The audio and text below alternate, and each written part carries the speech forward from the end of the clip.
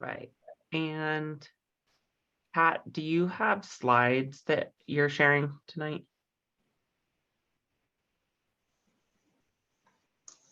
There we go. Perfect. Okay. Well, welcome everybody. We're going to get started since we let folks in a little bit later than usual, just to respect everybody's time. If you don't mind going to the next slide, Kat, we'll do the language interpretation. So for those of you who have joined, this meeting has language interpretation available. The way that you'll enable it if you're joining from a desktop is that you'll look in the bottom menu bar of your Zoom window, and there's a globe where it shows interpretation. And regardless of whether or not you're listening in English or in Spanish, you'll want to go in and select your language, your preferred language, so that for kind of multiple people speaking back and forth, you'll get the interpretation correct.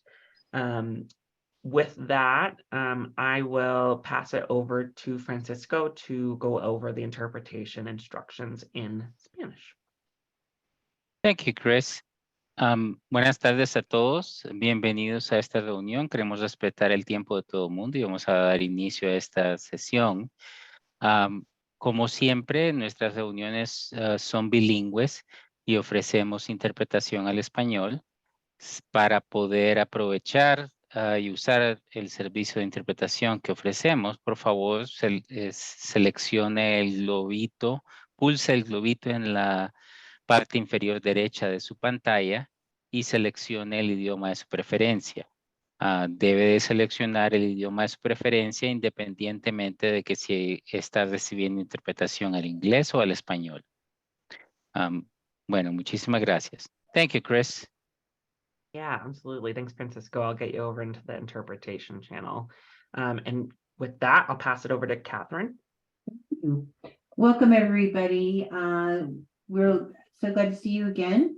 We're going to have probably a fairly short meeting this evening, but we wanted to go through some important updates for you. So we're going to start out with the global levy follow-up, public meeting follow-up, and then move on to the micro grant funding. So we're for the global levy public meeting. Kelly and Beth are going to be our presenters. And Kelly, are you going to go first? Yes, thank you. Good evening, and thank you for joining us. I'm Kelly Crum. I'm with the Department of Transportation and Infrastructure at the City and County of Denver, and I'm the project manager for the levy project. As some of you may recall, the levy project was identified in the Global Stormwater System Study completed in 2019 as a critical project to reduce flood risk and avoid a FEMA floodplain designation in the Globeville neighborhood. This project is being completed in partnership with the Mile High Flood District, and design has been underway for a few years now. Phase 1 construction was completed in 2022 as part of the Heron Pond and Carpio Sanguinetti Park improvements. And phase 2 is what is actually currently under design right now, and it extends from about 50th Avenue up near the Carpio Sanguinetti Park and extends south along the west bank of the South Platte River to approximately 38th Avenue. We just recently reached the 90% design milestone, and will soon be under review by city and external agencies. And then phase 3, which extends from 38th Avenue south to 31st Avenue along Ringsby Court, reached 60% design last spring and has been paused since to allow the design team to focus on completion of phase 2 first. We're anticipating that construction will begin along phase 2 of the levee in the fall of 2024 and anticipate that construction of phases 2 and 3 will last through 2027.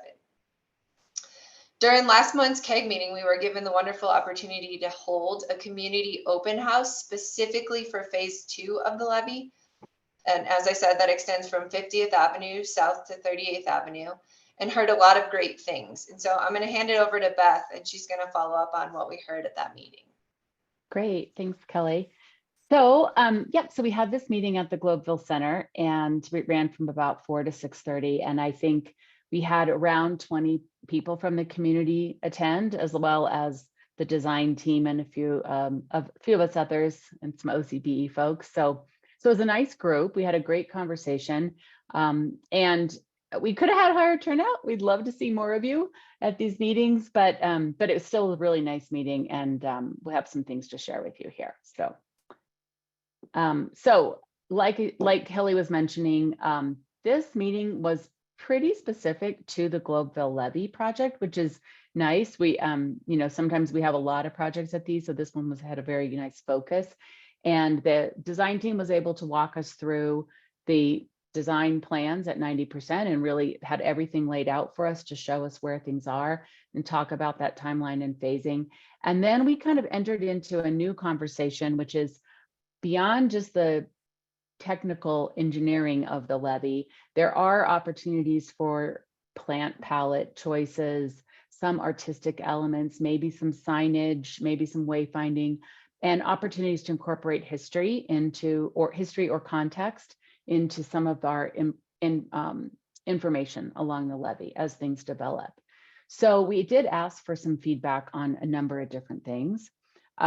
We divided that feedback into the levee design and plant palette, artistic elements, and then area history. So we're going to take a quick look at just a couple of the things we heard in this area. So on the levee design, one of the big topics is, of course, the wall along Ringsby. But really important for everyone to remember that this wall, which is part of the levee along Ringsby, is also a component of some of the locations in the 90% design in phase 2. So the wall isn't quite as big in that phase of the project, but there are still some spots where there are walls. So we had a lot of information on ways we can treat those walls, design treatments we can make to the concrete or other aspects we can do. And I think the two comments that we really walked away was there was a pretty positive reception to some of these types of designs, which are concrete form liners, and then opportunities to increase plant life. So got some pretty good feedback on that as it relates to 90%, as it relates to phase 2, sorry. And then, of course, there are still remaining concerns about the wall that is recommended or needed along Ringsby there for the next phase of work. So we're not making decisions about that right now, but we did hear some pretty strong feedback that wall needs to be taken. We need to take a look at that. So, all right, so let's move forward. So there are other aspects of things that we talked about, like artistic elements, and here these photos indicate that you can change a concrete wall, of course, by adding a lot stronger artistic element to it. It doesn't have to relate only to the wall. There might be opportunities to incorporate some of these artistic flavor to signage along the levee or to other improvements we would like to see over time. So the input we had is that there's a suggestion to leave portions of the wall open to graffiti, because graffiti is probably going to happen anyway. And maybe that's something we want to think about, is how can people participate in these walls? And then interesting community garden along the trail along the levee. So in addition to the regional trail, what are the other pockets or plazas or opportunities that could incorporate other community features? So that was another component of that conversation. And then last but not least, we had some really great conversations about how we can think about signage, interpretive signage about plant life, elements that explain why there's a levee there at all and what the issues were, and then even elements of history that go back to when we had the 1965 flood and how, and to be honest, it goes way back into the 1920s when we really started to address the flood concerns in Globeville. So there are some relevant history stories that might be part of this in the future, and attendees recommended informative signs, illustrating plant types, historical aspects, celebrating and documenting these things, and really noting the significant events in Globeville. I'm going to circle back on that in a little bit, but that was the specific input we had with regard to the information we had at the public meeting. So I'm gonna, Kelly, feel free to just jump in. I know that there are some next phases that we can talk about, but I think I'll just touch on those next two bullets. And as we think about this, we are hearing about other folks who are interested in art, signage, and celebrating neighborhood history, not only just along the levee, but maybe along Washington as that project goes forward, maybe in conjunction with the 48th Avenue Greenway, really kind of taking a holistic look at the area and deciding how we can start to pull these features in, and what might be sort of a wayfinding or historic marker, an approach for the whole area. So just know that it hasn't gone anywhere too far yet. We're just having some of these initial conversations, but there's a lot of interest on the part of not only the levee, but some of the adjacent projects to do similar things. And so I think we're putting our heads together as to how that might come about. So Kelly, do you have anything else you want to add just for next steps or? I don't. That's great. No, as I said, we just recently received the 90% design for phase 2. So once we get the review comments for that, we'll proceed forward with final design. And then probably pick up the final design for phase 3 sometime later this year. Great. And we know that there will be a lot of interest in that. So, so we'll stay tuned and plan to have some conversations on that Ringsby segment too, as we go forward. So yeah, if you're interested in seeing any of that material, if you missed the meeting, you can always go to the website. It's out there. And we're hoping that in July, Chris is working toward a public meeting in July that might include a number of different projects. And so this, of course, could be one of those projects to bring a few of these pieces forward again. All right. Do we have any questions or anything? Yeah, any questions? Comments from anybody attending the meeting?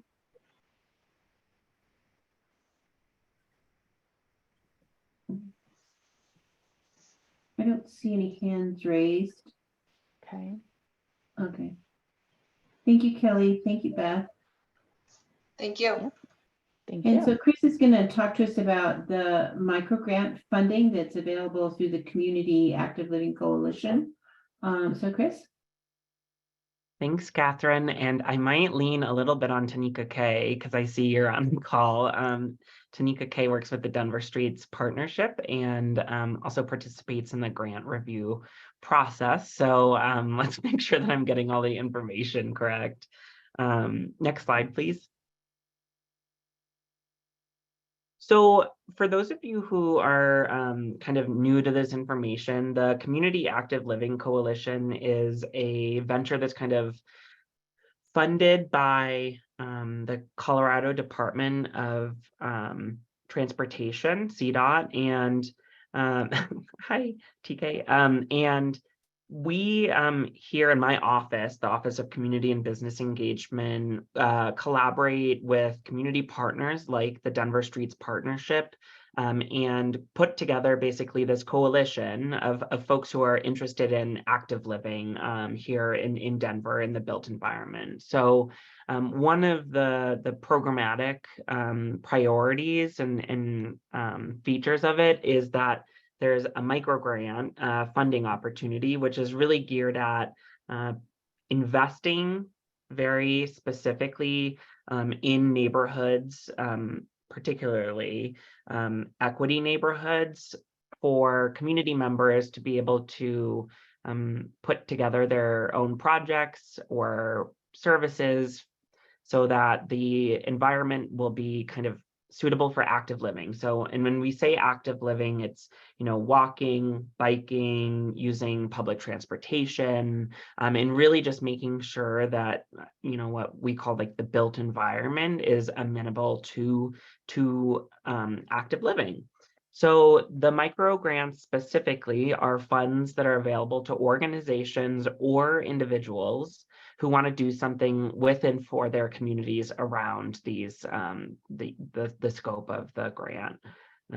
So for organizations or businesses with a valid W-9, you can apply for up to $1,500 of funding. And for individuals, you can apply for up to $500 worth of funding for these programmatic elements. A lot of folks, we encourage collaboration. So, if there's a group of 4 individuals who don't necessarily have a business or an organization that they're a part of, but want to put together a project, we can encourage, 3 or 4 folks coming together and applying as individuals to jointly put together an application. And that's the same case for the organizations as well. If organizations want to apply for more funds on a single project, that is eligible as well. Additionally, projects are expected to be located within the Denver, City and County of Denver. And once the projects are approved for funding, they must be completed within 90 days of that approval. And they'll also be expected to return post-project evaluations within 2 weeks of completion. One other kind of unique feature about this program is that you, as an individual or an organization, can apply for as many projects as you would like, and they can be funded. However, the one condition to that is that it's one at a time. So if you apply and complete your project and do the post evaluation within 2 weeks, after that evaluation is submitted, you can reapply for additional funding. So you could continue a project or even continue the continuity of like your original project. The other just requirement is that all projects are following federal, state, and local laws and regulations, specifically around public health. And obviously, this is a little bit of a legacy from the COVID-19 pandemic, but we do still expect that all of projects that are funded are following all applicable rules and regulations. Preference will be given to projects that serve high-need communities or vulnerable populations. I wanted to emphasize this point because obviously Globeville falls as a pretty high-ranked community within the Dottie Equity Index. So projects that are planned for this area will most likely fall into this category. So you could receive additional scoring points for that consideration. And then finally, to apply, you'll just go to www.denvercalc, which is calc.org/microgrants. And the team that does all of the coordination on the microgrants process has done a great job at really streamlining the application and making it as accessible as possible.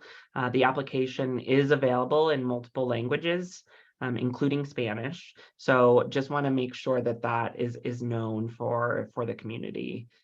And with that, TK, do you have anything to add?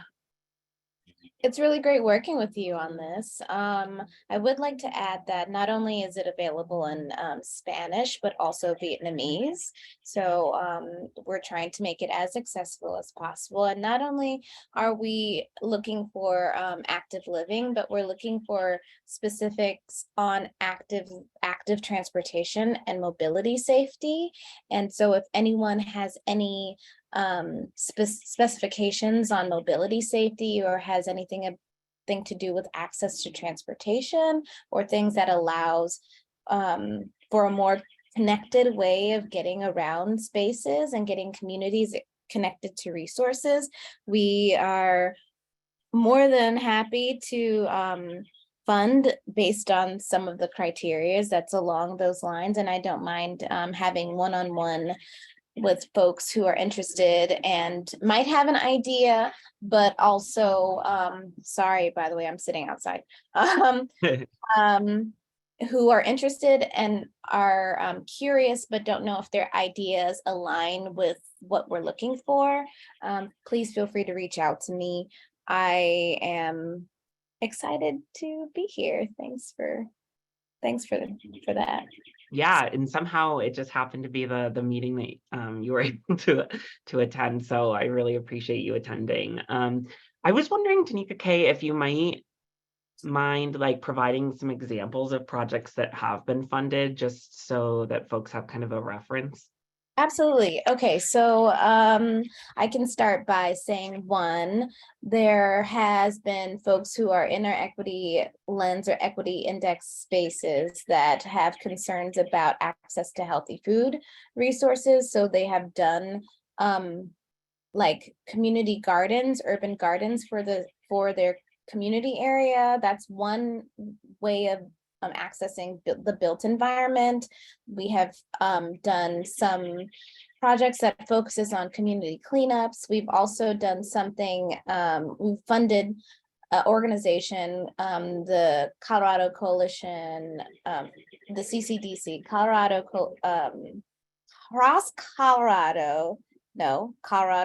Cross Disability Coalition, sorry, CCDC. I apologize. I get it mixed up all the time. But for those who are experiencing or have disabilities, we funded mobility safety projects that allow them to access spaces in the Denver region. We've also done a lot of street murals that have helped with focusing on street design, slowing down specific intersections that might be highlighted. You name it, we are about active living, active transportation, mobility safety, and the built environment. And we've also done community giveaways for bike access, helmets and such, and other things along those lines. It's a really large range of possibilities, everybody. So feel free to reach out to me. I'll put my email in the chat. That's perfect. Thank you so much, Tanika K. And I would definitely encourage you, for those of you who might be watching this recording after the meeting, my contact information is listed on the Washington area program of projects. And if you have any questions, feel free to reach out to me as well. My email is christopher.callanan@denvergov.org. And again, you can get the spelling on the Washington Area Program of Projects website, or you can reach out to anybody on this call and get connected. And we would love to work with you, especially in this area, because it is one of our equity areas that we prioritize for investments. And with that, I think we might be wrapped on this subject, and I'll hand it back to Kat. Let's see if there's any questions, Chris, Oh, yes. for Chris or Tanika. Okay.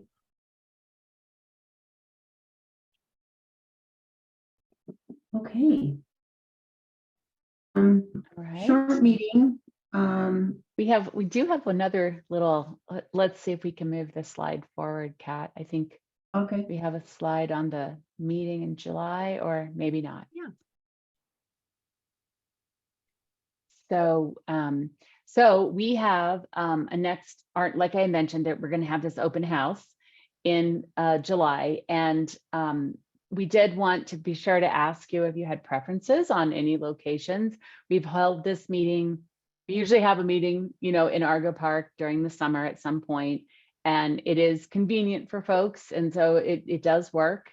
I think we've had hot dogs at almost every one of them, but if you have another thought, or you have something else you would like to do, or in a different location you'd like to be at, Globeville Landing Park or something, which is great, but not very accessible.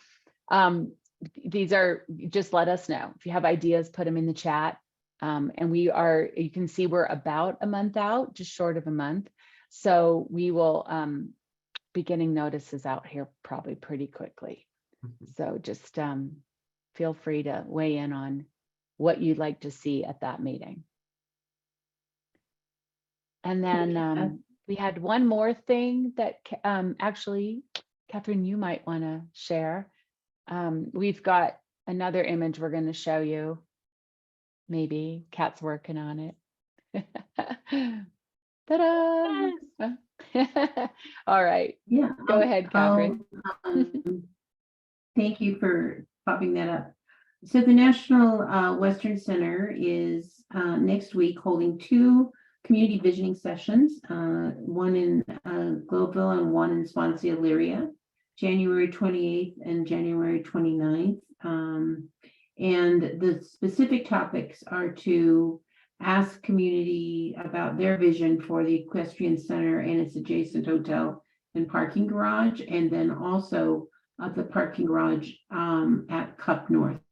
And we'll be having a meeting on a 2-hour meeting so that we can get as much feedback as we can in terms of how the community would want to vision each of these structures. And so we cordially invite all of you to attend this next week at the Johnson Rec Center on the 28th and Cardinal on the 29th. Perfect.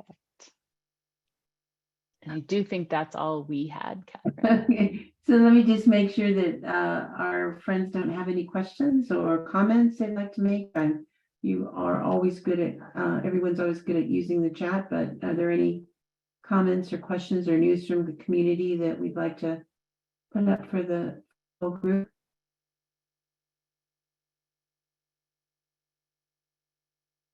Okay, we're a quiet group tonight. Well, thank you everybody for coming. We really appreciate always your attention, and we're going to give you about 30 minutes back. If you again have any questions or comments, don't hesitate to reach out to us.